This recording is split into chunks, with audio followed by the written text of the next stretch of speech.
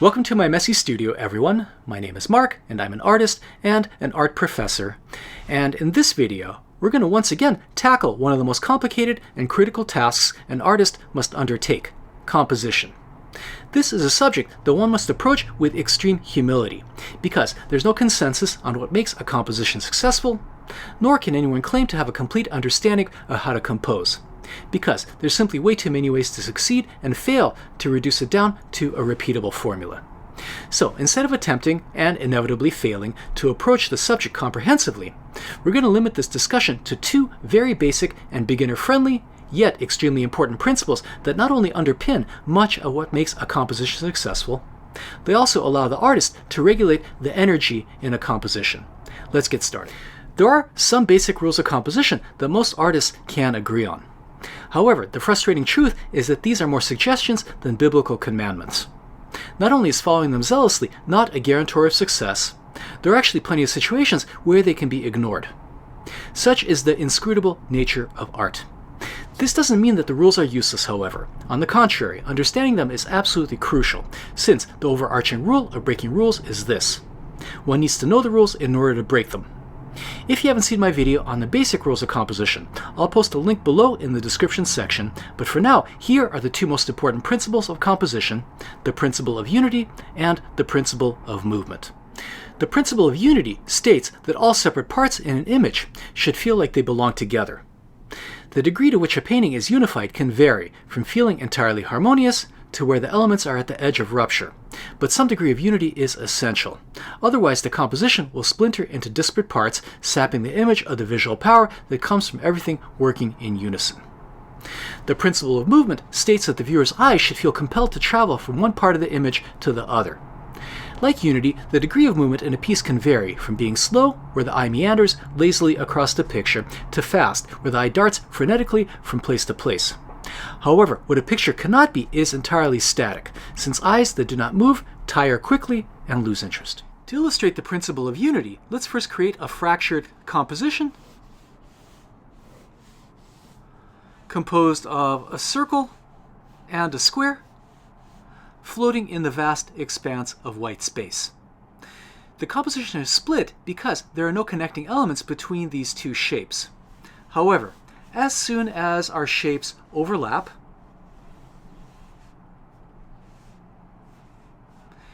they start to mass together, creating a unity between the two.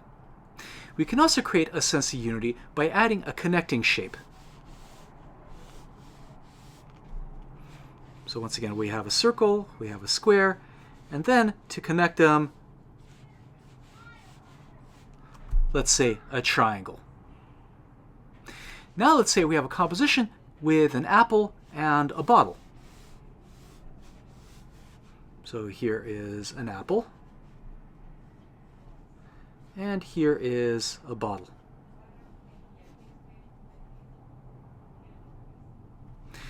Without a connecting element, the composition breaks into two separate elements. But add a connecting element, such as a tablecloth, that runs from one object to the next, then the objects become locked together. Another way of describing this principle is this: always be grouping. The more objects are locked together through overlapping or connecting lines, the stronger the sense of unity. As the composition becomes increasingly more complex, we can start to think not of connecting single objects with other single objects, but of connecting groupings of objects with other groupings of objects. Now let's illustrate the principle of movement. First, let's draw a picture that is very still.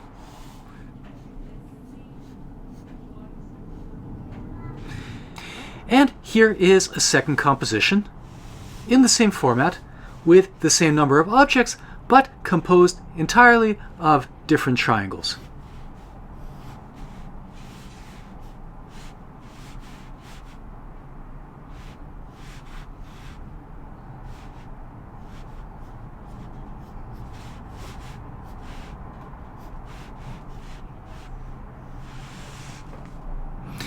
can you see that the second composition has a much stronger feeling of movement? Why? Because unlike the first composition, which is composed of highly stable vertical and horizontal lines, the second composition is composed primarily of diagonals. The association between diagonals and movement is likely based on primitive instincts developed and refined by our primordial ancestors long ago, through the process of natural selection, since I imagine that any animal that was incapable of sensing the danger of a leaning tree would not have survived long enough to pass on their genetic legacy. The principle of movement can be extended beyond simple geometry to landscape. Here I'll draw two landscapes. The first one is going to be composed primarily from horizontal and vertical lines. So here is our horizon. Here is a road. Here is a house. Here is a tree. And let's put a few fence posts in the foreground. So that's going to be the first landscape. And the second landscape is going to feature a similar composition. So here we have a horizon line, except now our road is doing this. Our house has a little bit more depth to it. And our fence posts, where should we place them? Let's place them going back in space this way, and our tree, let's have it leaning a little bit and include a branch. Let's say, like so. Hopefully we can agree that even though the subject matter, general scale, and proportion of the elements are similar, the composition underpinned with strong diagonals is more dynamic. I should also add something you may have already noticed, that the second composition, besides benefiting from the additional movement, also feels more unified. That's because movement builds stronger connections between elements in the composition. The reverse is also true. A unified composition, where there are strong connections between elements in a picture, also generates movement by allowing the eye to move from one shape to the other. By the way, there's a prevailing notion that viewers look at paintings in a linear way, the way one would read text on a page, entering a painting at a set entry point and traveling along prescribed visual pathways. I don't believe this to be true. Unlike music, literature, and film, painting is not a sequential medium where the audience is compelled to see things in a certain order. And my suspicion is that regardless of how much we try to impose an order, people nevertheless look at paintings in a haphazard way, more by jumping around from place to place rather than in a linear progression. The question is, if there's so much variability and unpredictability in the way we look at art, why struggle to create an organized composition in the first place? One reply might be that if our viewing experience is already so topsy-turvy, imagine if there was no organizing element at all. The second reply might be that while we cannot compel our viewers to look at our paintings the way we want, a successful composition gently nudges the viewer to stay with the paintings longer, to feel compelled to take in as much of the painting as their attention span allows. But I think the most pertinent reply is this. Ultimately, the function of composition is not just unity and movement for its own sake, but to reinforce what is being communicated through the picture, because a picture's composition is as much of the subject matter as the actual subject matter. Let's return to the principles of unity and see how it's applied in practice by looking at a few Old Master examples. Even the simplest compositions, where the subject is depicted against a bare background, are composed of interconnected shapes. While it's not always easy to see where one shape ends and another begins, I think the best compositions keep those shapes relatively clear. Here is the portrait of Baldassare Castiglione by Raphael, which is highly influential in the development of European portraiture. Note that each shape is not only interesting, strong, and varied on its own, but also is locked together with other shapes like an intricate jigsaw puzzle to create a strong, interesting, unified composition. The more shapes you add, the more difficult the problem of interconnecting those shapes becomes. Here is a more complex composition, this time by Velázquez, of Mariana of Austria, a masterpiece of clear, interlocking shapes. I'll give you some practical advice on how to create compositions with connecting shapes later in the tutorial. But for now, let's consider how artists regulate movement. As previously touched on, an artist cannot strictly control how the viewer's eyes move through the composition, where they look first, second, third, etc. But they can nudge it along and suggest where to look next. And the way that nudging is done can affect the tempo of the piece. Tempo is of course a term used in music to describe how quickly a piece is performed, but I think it's entirely appropriate to apply to visual arts to describe the suggestion of movement. Consider these two simple abstract landscapes. This one is composed of relatively low angles.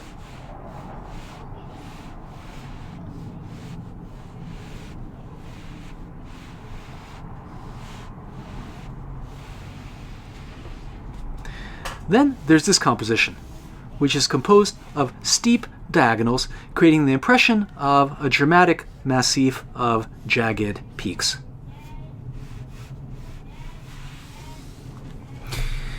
The movement in both is due to the presence of diagonals, but in the composition on the left, the eye is forced to meander side to side, slowly weaving through the picture. Whereas in the composition on the right, the eye is thrust up and down on the steep diagonals, creating a much stronger impulse to move rapidly. Most compositions you encounter have a combination of different kinds of roads, from slow-moving, flat-angled paths to fast-moving, steep expressways. So a slow-moving composition might have some kind of contrasting, steep element to it in the form of a tree. And a fast-moving composition like this might have some kind of flat-angled, meandering path running through it. This is because a composition that is entirely slow-moving becomes boring, and a composition that is relentlessly fast becomes exhausting. In other words, slow compositions need areas of excitement, and exciting compositions need areas of calm.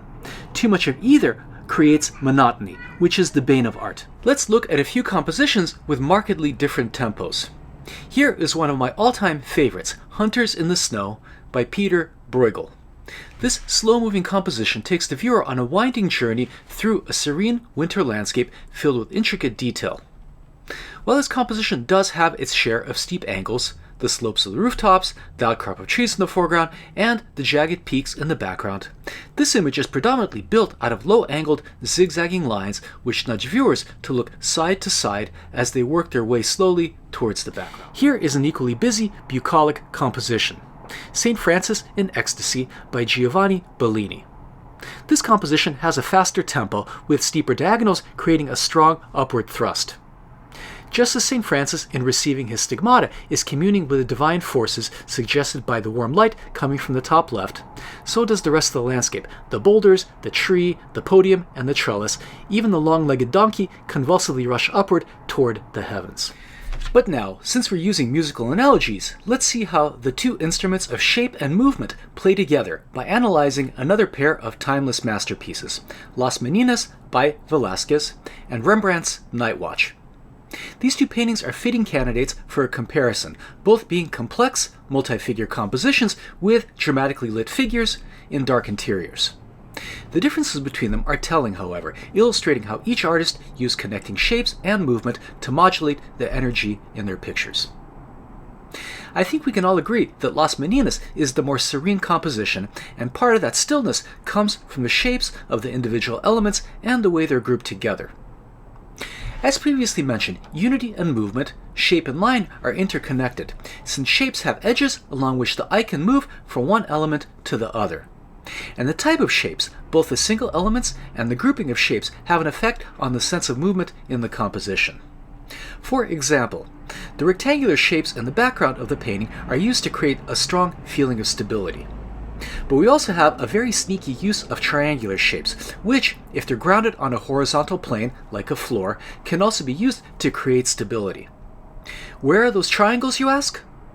Velázquez was very sneaky about including them, but most of the figures are actually triangular. And these triangular shapes are grouped together to form larger triangles, reinforcing the sense of stability. This is, however, by no measure a stiff and static painting, since running through the figures is a considerable amount of undulating, garland-like movement, where our eyes are carried across the canvas along the gesture of an arm, an intricately embroidered collar, from one figure to the other. Our gaze is never rushed, and we're invited to linger in areas of focus without distraction, moving at our own leisure to the next delightful detail. We could not discuss everything that makes this painting great because there's obviously a lot going on in Las Meninas. The enigmatic figure of the royal chamberlain starkly silhouetted in the background who pulls our gaze backward. The reflected image of the king and queen forcing us to consider our position as viewers in the painting. The steely gaze of Velázquez himself meeting ours. But the way each figure forms a distinct, interesting shape, which in turn is connected to the next distinct, interesting shape, and the gently moving connecting lines that nudge us from one shape to the other, play an essential part in giving this depiction of a specific moment in time its timeless strength. Rembrandt's The Night Watch is, of course, the more dramatic composition. And here, instead of 11 figures that are relatively still, this picture is densely packed with 34 individual figures in a variety of dynamic poses, grouped in a variety of interesting, distinct shapes, linked together through a variety of connecting lines. Unlike the stable rectangles that make up Las Meninas, the background in the Night Watch is pierced through with the diagonals of various pole arms, which break up the stable horizontals and verticals that would otherwise create unwanted stability. That feeling of turmoil is reinforced by the underlying geometry. Unlike the figures in Las Meninas, which can easily be reduced to clear, identifiable shapes, the figures here are more difficult to pin down, since most of them are very much grouped together. But here is my attempt. As you can see, the shapes here are more complex and less stable, with generally narrower bases and wider tops. This, along with the fact that we have more shapes connected together, creates a busier, less stable composition. While the figures in both Las Meninas and the Night Watch are arranged horizontally, the movement in the Night Watch is much more steeply angled, creating a bold upward thrust. The dramatic gestures of the figures and the steep diagonals of their muskets and lances forces the viewer's eyes upward and down in a frenzied, wave-like motion. The Baroque period of painting is characterized by an effusive use of swooshing compositions, and the most blaring example is, of course, Peter Paul Rubens, who never fails to send the eyes racing along steep angles, whether the paintings depict an abduction of half-naked maidens or the descent from the cross. But the principles of unity and motion apply to every artistic period. Here are just two from the 20th century.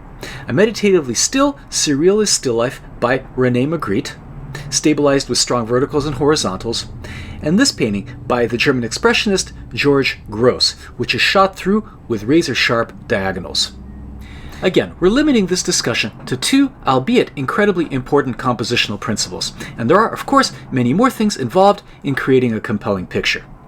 But these principles are a launching point to understanding how compositions are put together, and how to modulate shapes and movement in your picture. To that end, here are some fantastic exercises you can do to develop your compositional abilities. These are called John and Mary problems by the great educator and illustrator Andrew Loomis.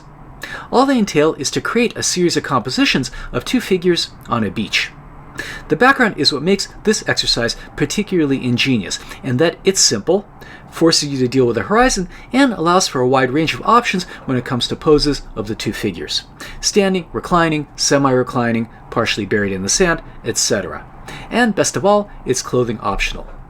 In this case, we're going to deviate from Loomis in that instead of generating ideas based on the position of the horizon, we're going to try to create a sequence of compositions starting with something that's serene and stable and working our way up to a scheme that's full of motion. I'll be showing you how this exercise works in part 2 of this lecture, which will be available to channel members only. Sorry to do this to you, but I need to make a living. If you'd like to see this tutorial and support my efforts, please consider becoming a channel member. Membership comes with access to an already extensive library of long-form classes and 2 new classes every single month. Not only is this a great way to receive long-form instruction, it also allows me to create classes for a small, select audience without the pressure of constantly having to feed the fickle and demanding monster that is the YouTube algorithm. Thanks so much for watching, and see you back in my messy studio very soon. Bye for now.